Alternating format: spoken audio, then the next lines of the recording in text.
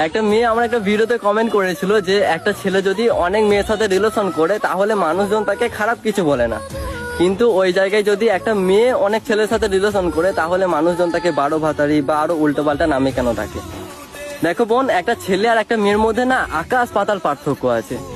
একটা ছেলে যদি অনেক মেয়ের সাথে রিলেশন করে তাহলে মানুষজন বলে আরে ও তো হিরো, ওর পিছনে অনেক মেয়ে পড়ে থাকে, কিন্তু ওই জায়গায় যদি একটা মেয়ে হয় তাহলে মানুষজন তাকে বারো ভাতারি বলে। একটা ছেলে যদি 12টা মেয়ের সাথে রিলেশন করে তাহলে মানুষজন বলে ওই ছেলেটা অনেক মেয়েকে নষ্ট করেছে, কিন্তু ওই জায়গায় যদি একটা মেয়ে হয় তাহলে মানুষজন বলে ওই মেয়েটা নষ্ট হয়ে গেছে। কারণ একটা ছেলের থেকে একটা মেয়ের দাম অনেক বেশি। একটা ছেলে যতদিন ইনকাম করবে তার ততদিনই দাম আছে, কিন্তু একটা মেয়ে ইনকাম না করলেও তার অনেক দাম আছে। একটা ছেলের থেকে একটা মেয়ের শরীরের দাম অনেক বেশি।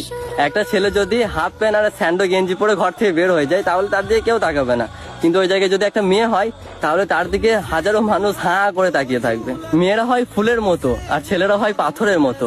ফুল দিয়ে যদি পাথরকে আঘাত করা হয় তাহলে পাথরে কিন্তু কিচ্ছু হয় না, কিন্তু পাথর দিয়ে যদি ফুলকে আঘাত করা হয় তাহলে ফুল দুমড়ে মুচড়ে যায়। যেই শরীরে আজ পর্যন্ত কোনো পরপুরুষ স্পর্শ করতে পারে নাই, রিলেশন করলে একটা ছেলে খুব সহজেই সেই শরীরে স্পর্শ করার সুযোগটা পেয়ে যায়। রিলেশন করলে ছেলেদের শরীর নষ্ট হয় না, নষ্ট হয় মেয়েদের শরীর। তাই তো ছেলেদেরকে কেউ খারাপ কিছু বলে না, তাই তো মেয়েদেরকে বারো ভাতারি বলে।